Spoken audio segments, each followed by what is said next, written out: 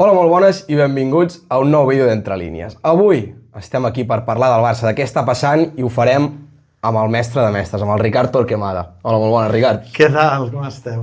Molt bé, molt orgullós de tenir-te aquí, també a l'Oriol Villar un altre cop. Hola, bé, i sí, molt contents de comptar avui amb el Ricard i parlar del Barça, que és el que més ens agrada. Molt bé, jo content d'estar amb vosaltres. Doncs, endavant el vídeo.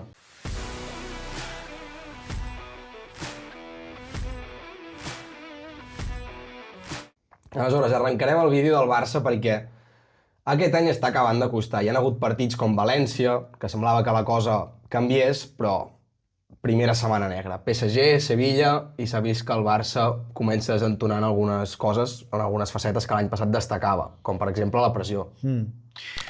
Sí, jo no sé, necessitem una miqueta de temps per valorar exactament què passa i la gravetat de la situació, el diagnòstic, perquè som en un any de Mundial i aquests anys normalment els inicis de temporada, com que és una temporada llarga, jo tinc la sensació que els futbolistes ho veuen com una etapa del Tour, que dius que estem als primers 20 quilòmetres, això que ha de pujar tot i que la cosa es cuina més lentament. Per tant, hem de veure si les qüestions que estem detectant són estructurals o no. Jo no n'estic del tot segur. El que sí que és veritat és que, sigui pel que sigui, en aquest inici de temporada a l'equip se l'ha vist no amb el desig que tenia la temporada passada, amb la intensitat, la predisposició, les obligacions, no? Com una miqueta més laxa, més flexible. I clar, és un equip que s'exposa tan defensivament que si estàs amb aquesta autorregulació és normal que el rendiment baixi. Sobretot que a més és un equip que et genera tant ofensivament que viu amb la sensació que el partit és llarg i que hi ha molts recursos per resoldre-ho. No viu amb el ganivet aquí. Sí, com si tinguis l'aigua al coll. Clar, no viu així. Aleshores, com no viu així, clar, a vegades passa que hi ha partits que quan et vols posar les piles ja no te les pots posar. Però vaja, jo crec que la setmana són dos partits que són diferents. És veritat que hi ha alguns tics que són similars, però vaja, el Paris Saint-Germain i el Sevilla són dues realitats molt diferents. Sí, són dos rivals completament diferents que et van fer el mateix. Arribava a estar a la pressió i t'arribaven amb velocitat i no hi havia ningú que sapigués com frenar-ho. Bueno, arribava a estar a la pressió, també vas arribar a estar a la pressió contra el Llevant i vas arribar... O sigui, és una qüestió que està passant. El que passa és que després els resultats condicionen, marquen. Si el Lewandowski fa el gol de penal i posa el 2-2 i quedava un quart d'hora, potser el Barça guanya i ara no estem parlant d'aquest problema. El problema el tens perquè la foto és el 4-1, que jo crec que és una foto bona pel Barça, perquè si no vas passant, qui dia passa any empeny i després resulta que hi ha un dia que te n'adones de quina és la situació. I ara el Barça té la sort que ja sap ara mateix què està passant i som al mes d'octubre. Jo crec que aquesta és una sort. És un resultat que fa mal, però jo crec que era un resultat que anirà bé. Parlaves que és un any de Mundial i que els jugadors potser aquest inici s'estan més guardant, no? Perquè hi ha el Mundial a l'estiu i tal. Tu creus que és una cosa física? Que és una cosa que els jugadors s'estan regulant aquest inici de temporada? Mental. Sí. Jo la veig més mental. Sí. Física no. És que jo, com dius, el físic... No hi creus amb el físic que... És que el físic, sí, però el físic a vegades és perquè... És a dir, si jo surto a córrer i no tinc ganes de córrer i no estic motivat, doncs correré més lent. I tindré la sensació que les cames no van. Però no és que les cames no vagin, és que jo no... És que estic pensant en altres coses, em fa mandra. Jo. Sí.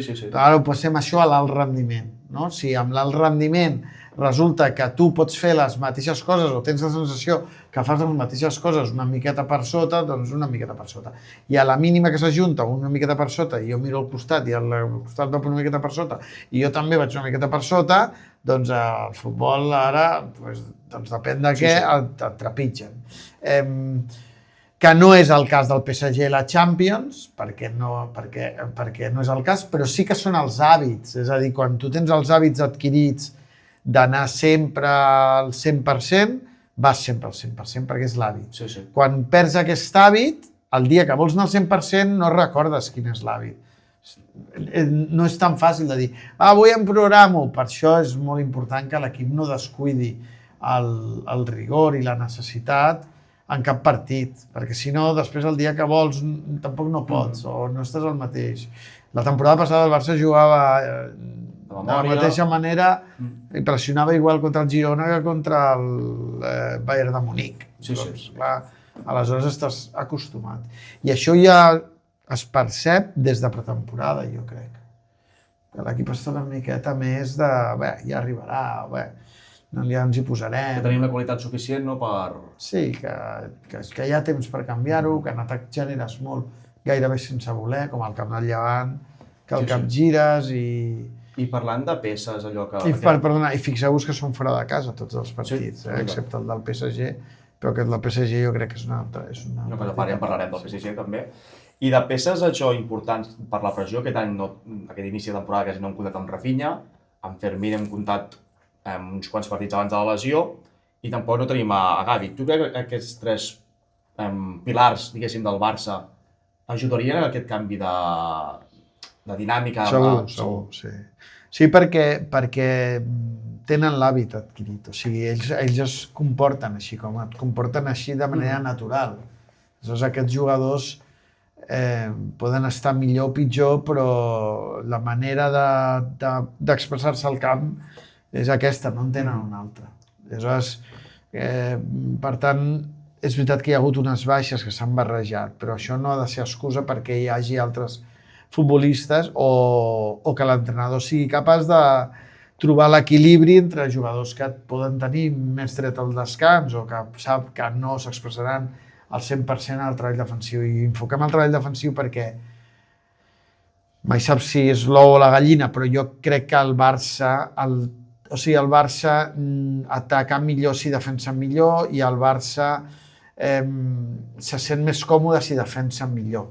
Atacarà bé, estigui o no estigui a la màxima versió, però no defensarà bé si no està a la màxima versió o a la millor versió. I com que el comportament defensiu del Barça és molt arriscat, si no defensa bé, doncs aleshores has de córrer molt cap enrere i aleshores és possible que no tinguis cames per anar cap endavant i que no estiguis tan precís i que no estiguis... que és una cosa que es va veure contra el Paris Saint-Germain, per mi també. Agafant això que dius, aquest any, un jugador que l'any passat ficava molta intensitat i va afavorir el joc defensiu del Barça va ser el Marc Casador, que potser és més limitat amb els peus que Frenkie de Jong, però sí que t'aporta aquest punt més de resiliència, aquesta seguretat defensiva, està més atent a fer cobertures.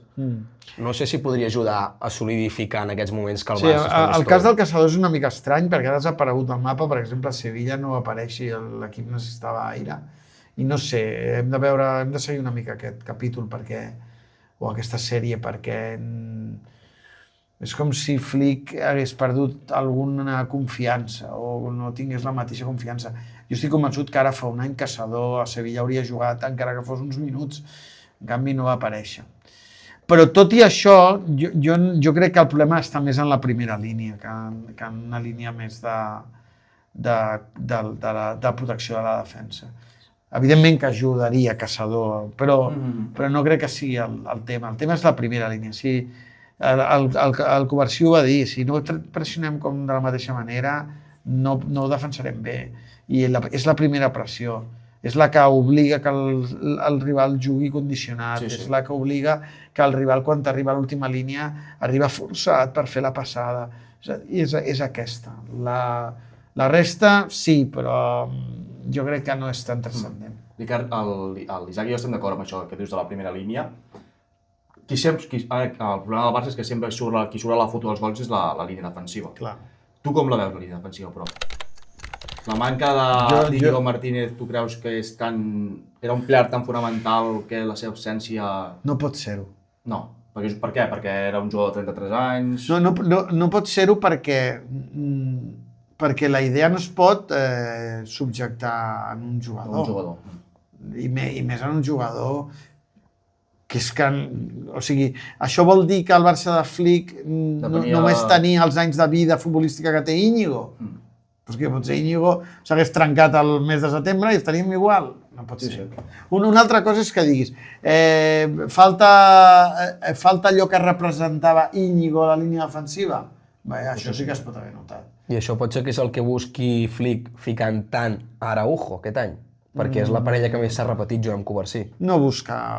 Jo crec que no jugar més Araujo perquè falti Íñigo. Sí, jo crec que no són vasos comunicants. Una cosa és el que deixa Íñigo, que per mi pot ser lideratge i credibilitat a la línia defensiva, capacitat per, i quan dic lideratge, per passigar els de la primera línia, és a dir, pes, més enllà de la seva condició d'esquerrà, que altera alguns mecanismes en pilota, sobretot en pilota, però no defensivament.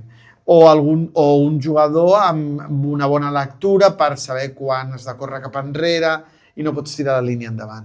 Això és el que representava Íñigo, i potser no hi ha cap defensa que representi tot això que representava Íñigo en el mateix paquet. Però això no vol dir que els paquets de responsabilitats no es puguin repartir. O sigui, no em puc creure que la línia defensiva del Barça no trobarà la feina que feia Íñigo en 3 jugadors. O sigui, una miqueta tu, una miqueta jo, una miqueta... Vull dir, ha de poder fer-ho. Això ho van explicar l'any passat, que era el central del costat fort el que tirava la línia. Bueno, però és que el central del costat fort continua tirant la línia. Per això, però que Covarsí hauria d'estar acostumat, i només seria l'altre central que també hauria d'estar acostumat a saber tirar la línia, ja sigui Christensen, Araujo o Eric. Però és que aquests també jugaven l'any passat. Per això, que haurien de saber. Sí, que el que vull dir que això de la línia, jo això no li dono importància. O sigui, perquè com dius, no es tractava, o sigui, no sé si és que corre la llegenda que Íñigo Martínez era el Varesi del Barça. No era Varesi del Barça. O sigui, no hi havia un responsable de liderar la línia, no. Depèn dels contexts i de, com dius tu, d'on és la pilota. Per tant, no, són coses més, per mi, formen pas més de la lideratge, de la credibilitat, de l'experiència. Ara bé, ha d'assumir-ho algú? Ha d'assumir-ho algú. Araujo no ho pot assumir? No ho pot assumir. Per què? Perquè ni té la lectura que tenia Íñigo de les circumstàncies defensives, ni està amb la confiança de tenir la credibilitat, ni se'l creuen perquè saben que és l'alumne que en aquesta assignatura va més endarrerit, per tant no pot ser Araujo. Pot ser Covarsí, però té 18 anys i aleshores amb 18 anys probablement no fa el pas endavant que li tocaria fer, però amb l'edat que té s'entén. Eric, doncs potser pot ser Eric, però Eric no és un titular indiscutible ara mateix a l'eix de defensa. I sobre el que em deies d'Araujo, no, jo crec que el tema d'Araujo és un tema que, si és un patrimoni del Barça futbolístic, hi ha una mirada de direcció esportiva i de staff que han d'intentar donar-li minuts per posar-se al dia dels altres o veure si pot superar el repte de poder ser un central apte per la idea, no? I d'aquí que ells contin que Araujo ha de ser titular. Ells voldrien que Araujo fos el central titular del Barça, però només ho voldrien. I per tant el que ha de fer Flick és donar-li opcions per demostrar si pot ser-ho. Si no aprova, doncs no ho continuarà sent, perquè el primer partit gros ja no el va jugar. No? Bueno, i Sevilla se'l va veure bastant perdut, i una cosa que dèiem també és que físicament sempre t'arribava, però és que les carreres de Vargas, d'Isaac Romero, de Carmona arribant per banda, ja no t'arribava, el veies desubicat. Bé, però jo aquí crec que és una qüestió més col·lectiva. O sigui, en el caos i en el desordre, Araujo navegarà, perquè no és capaç de redreçar la línia. O sigui, jo crec que ahir a Sevilla Araujo és víctima, no és botxí. O sigui, hi ha dies que és botxí, però no, a Sevilla jo crec que és víctima del desordre. I quan la línia es desordena, doncs ell ja no sap si ha de pujar, si ha de baixar, si ja li costa entendre-ho, si resulta que els del costat mira i també van perdut, doncs ell es perd més. Tot i que no arribava, és l'únic que va arribar, perquè Alexis li va guanyar una acció que ja li havia guanyat l'esquena 2 metres, a Sou el va ralentitzar, tot i que va deixar la pilota enrere per Isaac Romero, és a dir, l'únic que té cames per fer-ho, que és d'on neix la idea de que, hòstia, no podem prescindir de l'únic central que tenim capaç de moure's espai obert amb aquesta potència, els altres no t'arriben. Per tant, els altres han de ser més preventius. I el problema d'Araujo és que ell és més reactiu tota la vida perquè té aquestes condicions físiques i aleshores se li ha d'intentar fer entendre i que ell vegi i li costa i no sabem si ho aconseguirà, que pugui ser preventiu, perquè si a més és preventiu i després pot ser reactiu, doncs serà el millor central del Barça. Però som a la recerca d'aquest repartiment de responsabilitats que a més agreuja que l'equip no els ajudi. Bueno, perquè els exposa. I la part positiva és que estem a l'octubre encara. Sí. L'any passat va arribar al novembre, ha arribat inclús abans i en una aturada de seleccions que tens 2 setmanes per preparar-ho. Sí, a veure, ho veurem, ho anirem veient, perquè... Però jo no sóc especialment pessimista perquè crec que l'equip ho ha fet, ja sap el camí, que per tant és una qüestió... Jo estic convençut que és una qüestió de predisposició i hàbit i que, vaja, o es trenca alguna cosa dintre que a vegades passa, o si no els jugadors ja saben què han de fer. Doncs, Ricard, i una cosa que tu vas comentar al tercer temps i que nosaltres també ho comentar a la pròrroga, que us ho deixem aquí baix perquè és on comentem sempre l'Isaac i jo els partits després de la jornada, és que el Barça va ser per primer cop a Sevilla el d'Era Flick, el primer cop que vam veure un equip que va perdre la identitat. Sí. És un equip que sempre es pot perdre i l'any passat el Barça va perdre 2 partits molt importants o potser derrotes doloroses, que va ser una a l'Atlètic de Madrid a casa al desembre i a Milán contra l'Inter al Champions. Però clar, són 2 derrotes que tu al Barça el vas veure la identitat, el joc amb pilota, sense pilota, morir amb la teva idea, i a Sevilla vas morir sense ser tu mateix, amb la idea que defensa el Barça de Flick. Potser va ser el que més et va preocupar del dia de Sevilla? Sí. Però també en aquesta línia és el toc d'atenció més evident i perquè hi hagi una reacció, saps? Perquè jo crec que igual, de la mateixa manera que ho vam veure nosaltres, els jugadors es van sentir superats i molt incòmodes i per tant és el moment de dir un moment què està passant, no? Hem de sortir d'aquí, del sot. Vull dir, això ja es complica perquè és el primer cop que ens passa això. No és casualitat que Covarsí digui que el pressionem com l'any passat, això no va, o ni és casualitat que Pedri digui que no saben què fer amb la pilota. O sigui, és un moment de tothom activar alarmes i allò que no s'han atrevit a dir mai, que han estat políticament correctes, d'aixecar la mà i dir aquí ens hem de posar les piles, no? Per tant, sí, és veritat, però insisteixo que jo crec que això no és mal senyal, és bon senyal, perquè si no ho continuaríem disfressant amb els resultats o amb aquesta sensació, hem tingut uns minuts dolents, no? Ja va ser des del primer gairebé fins l'últim. No, sobretot els primers 45, no exagerem, perquè la segona part no va estar tampoc tan malament i anaves a remolc, però els primers 45 són pèssims, de l'1 al 45 i aleshores, no sé quants s'ha afegit. És que podria haver acabat la mitja part 0-3, 0-4 i no hagués passat res. I la segona part del PSG, 3/4 del mateix. La segona part del PSG, dius? Al minut 60 que ja estaven tots fosos, t'arribaven i... Sí, bé, ja, vull dir, és més la sensació d'impotència que no el resultat, insisteixo, perquè el resultat després a vegades t'arriben molt, podien fer-ne 4 i no te'n fan cap i guanyes el partit i dius, hòstia, al camp del Llevant va passar. I saps, i no fem aquesta... Però és més aquesta sensació d'impotència tan evident, perquè ni vas atacar bé...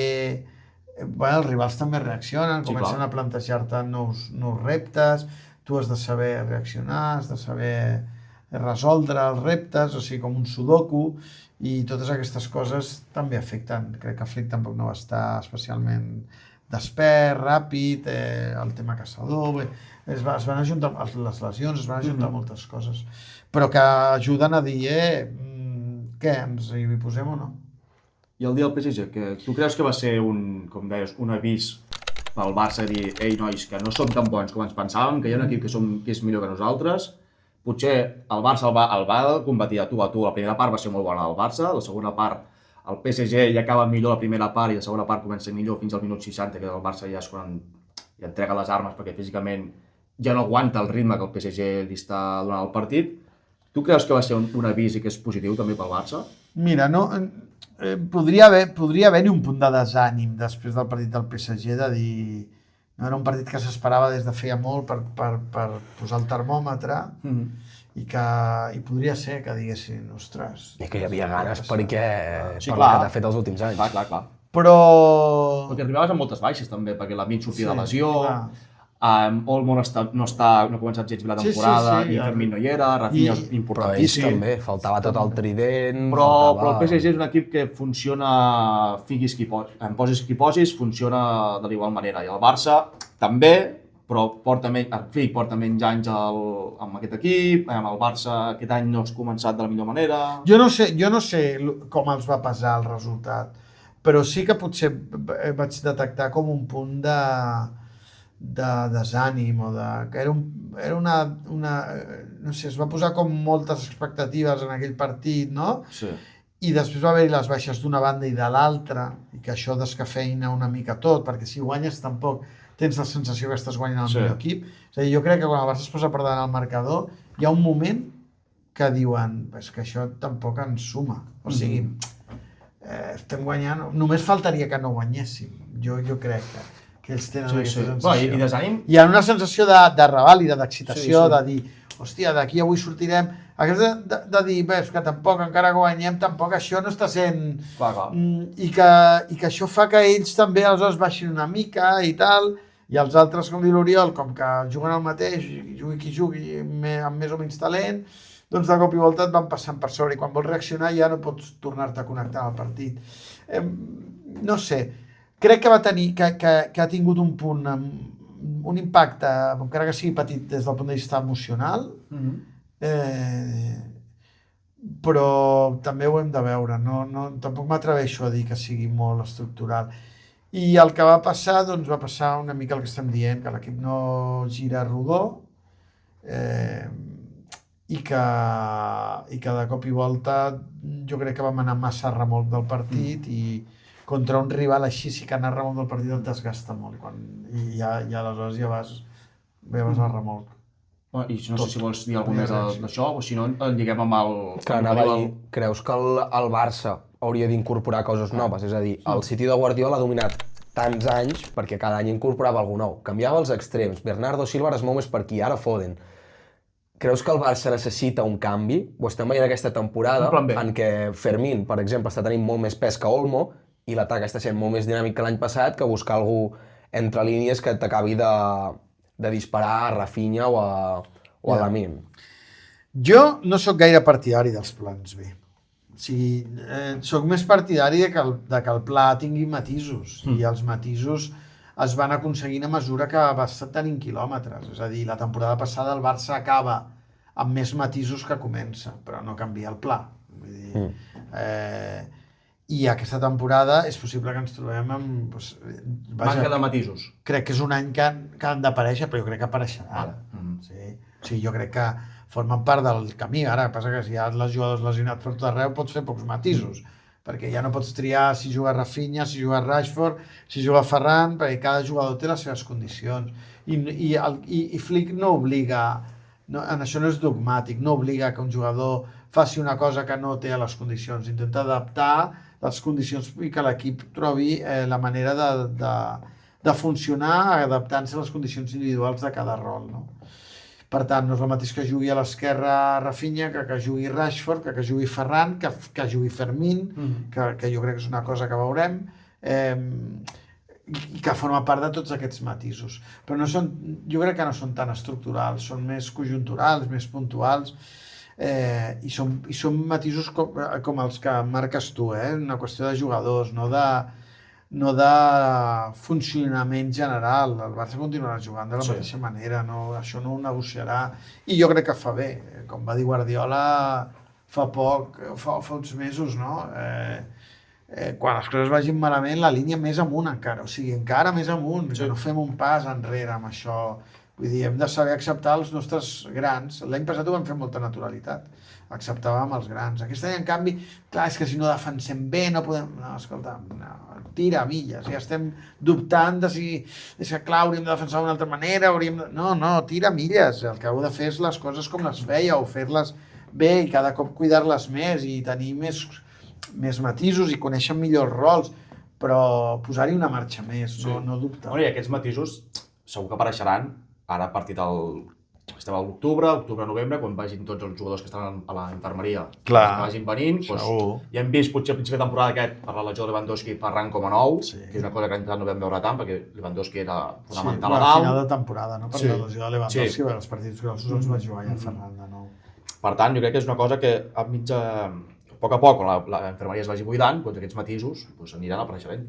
Jo crec que sí. I un que trobo molt interessant, que ja vam veure sobretot a final de temporada de l'any passat, és el doble pivot Pedri-Gavi. Que la que Gavi es va anar quedant més a gust aquesta sensació en el doble pivot, crec que és un doble pivot que t'aporta molt treball, perquè tant Pedri i Gavi són dos recuperadors excel·lents, tenen molta intensitat i en pilota Però Isaac no els veurem. No.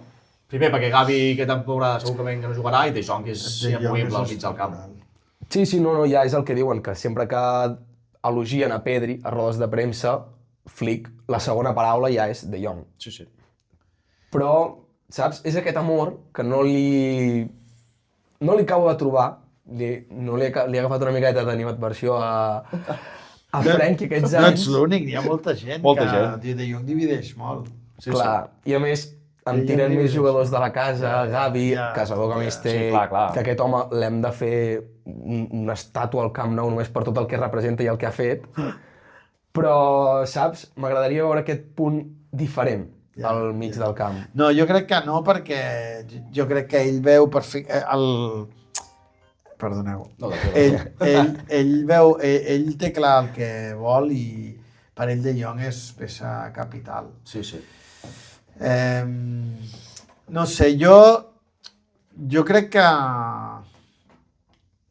és una combinació la de Gavi, però com diu l'Oriol, la Gavi veurem aviam com torna, quan torna, i si aquesta fantasia que tens la podem veure ben expressada o no.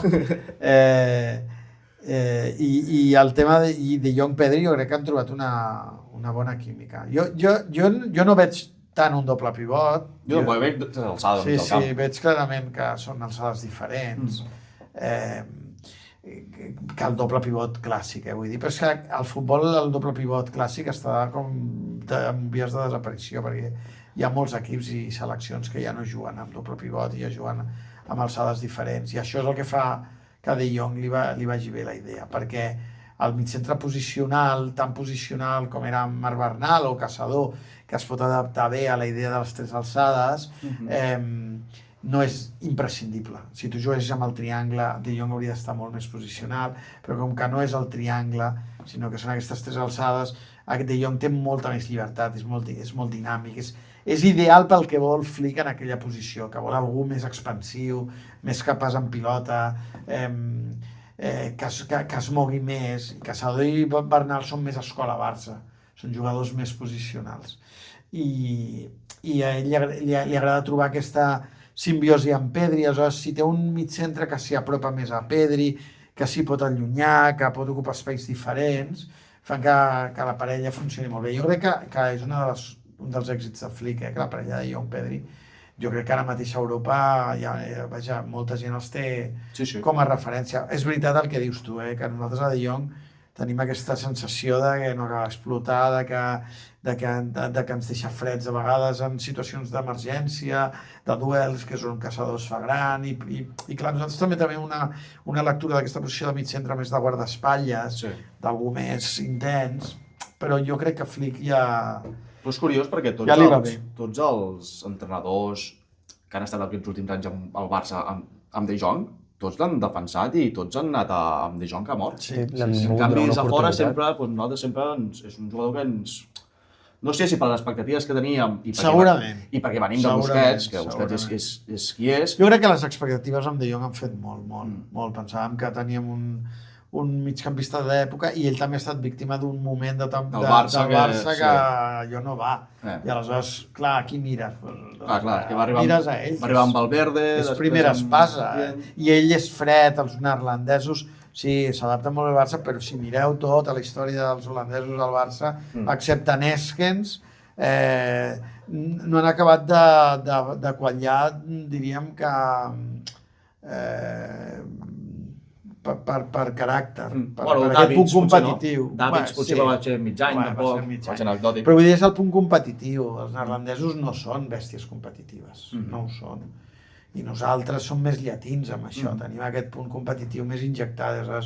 Ens fa la sensació a vegades de dir, ostres, tio, com és que va aquesta pilota tan tou, no? Com és que ara no gira, però forma part del pack.